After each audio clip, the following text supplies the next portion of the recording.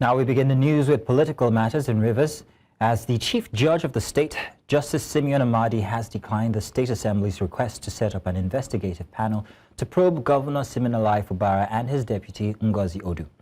Now, Justice Amadi cited existing court orders and a pending appeal as reasons for his decision. In a letter to Speaker Martin Zamaole, he confirmed receiving the Assembly's impeachment request, but said his office had already been served with interim injunctions restraining him from acting on the process. The injunctions were issued by a Rivers State High Court following suits filed by Governor Fubara and his deputy. The Assembly has since appealed the orders at the Court of Appeal, invoking the doctrine of lis pendens. The Chief Judge said all parties must maintain the status quo until the court decides the matter. Our Osigwe Ahmed Momoh is a lawyer, and he joins me now from Abuja to discuss this latest development in Rivers State political crisis. You are welcome, Mr. Amadi. Thank you very much for joining us this afternoon. Mr. Amadi, I'm hoping you're there with us. Thank you very much. Grand. Good to have you here. Yeah, now, here. Thank you. Would like to know how the doctrine of lis pendens affects the Assembly's ability to proceed with impeachment while appeal is still going on. Could you explain that for us? Very well. First of all, we're very excited as Nigerians that this is the situation, the season now that the judiciary are respecting or let's say politicians or the system generally. People are respecting the rule of law. Typically, when a matter is in court, parties ought to maintain status quo. You don't want to unnecessarily muddy the water, but we've had situations whereby there is a court order urging all parties to restrain from delving into the core issue, but they refuse. They just go ahead and act like the court order means nothing. And this is a very welcome development. Nigeria should be excited about it. The doctrine basically means that this matter is a court.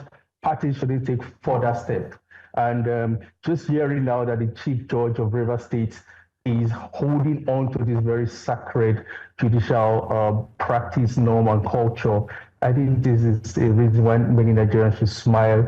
We should know that we're in probably brighter political climes right now. With this going further, the House would maintain status quo. They won't go ahead because typically after the findings from the House of Assembly, the Chief Judge will look at it, have like 3 months, create a panel to investigate whether or not the reason for impeachment, which is gross misconduct. And gross misconduct is such a vague term that can be stretched anyhow. You know, what constitutes gross misconduct tend to be more political than legal. But in this case, the Chief Judge is saying we're not going further. We're going to hold on and we're going to allow the legal proceedings play out before this happens. This doesn't mean that it's a final stay. It's just buying time. And but nonetheless, the judge's decision is very welcome. And this is how Nigeria should be. Now, Amadi, that's the state court. Are there any other recourses that the House could take? Perhaps maybe a federal court or a high court or the appeal court? Because we've seen this before. No, they can't. Well, they can appeal. Absolutely. They can appeal. It's a position that's, of course, appeal. But they can't go to federal high court. That would work. It has to be an appeal judgment. And I think they will get the same answer because this decision is rooted in common sense and law. And this is how it should be. The situation whereby a court order, a court judgment is left for politicians to decide is sad, is sickening. This is what we used to hear in those early years, that a judgment comes from court and the Attorney General then will tell Nigerians we'll wait to see what our party decides. You don't decide when a court has decided. You follow the instruction, and this is exactly what the Rivers State Judiciary has done, and this is a happy time. This just tells us that I think our judiciary is walking on the right path here, okay. And Nigerians should be happy. Well, let's hope that the political system will jump on the same boat. Apologies, I called you the wrong name from there before, Osigwe, but now can the Chief Judge legally refuse the Assembly's request if there are pending injunctions, and what could happen if he ignored them? Well, he's not refusing, he's just saying that there's an order of court, so the proper thing to do is to appeal that order. He's not refusing, it cannot go on. He's actually doing the right thing. But you know, we have lived in an era where wrong is so common, wrong is so prevalent that people tend to forget what's right. What he has done is what he ought to do. He's simply saying, if you have a problem with this, appeal. You don't just come and, you know, turn your eyes and decide that the decision to stay this action means nothing. Of course, we have several precedents whereby they will get a judge order, a court order, and nobody looks at it.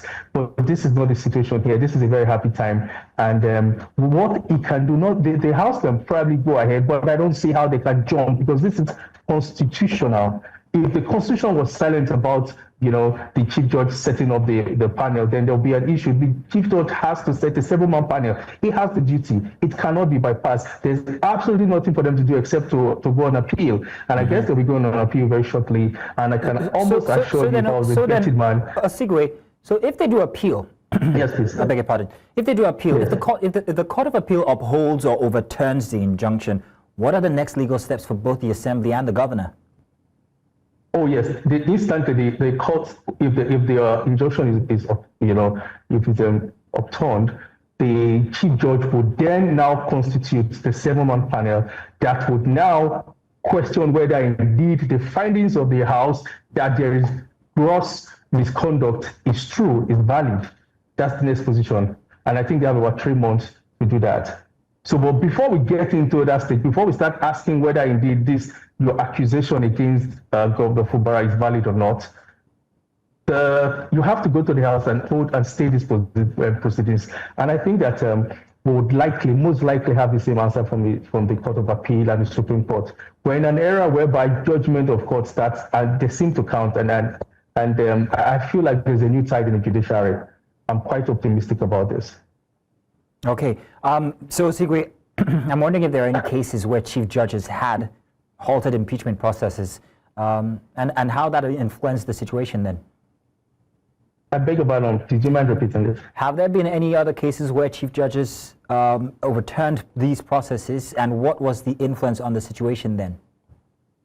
I think that's the norm. At the same River State, it happened several times. We had a situation whereby I think it was in River State also, where we now started using the court of was the customary court of appeal. A chief judge is not, you don't like him, he's been sacked, he's been kicked out, so somehow the chief judges tend to almost dance to the tune of the executive. It's prevalent out there, to name, typical, I don't want to point 1, 2, 3, but it's out there. That's the norm actually.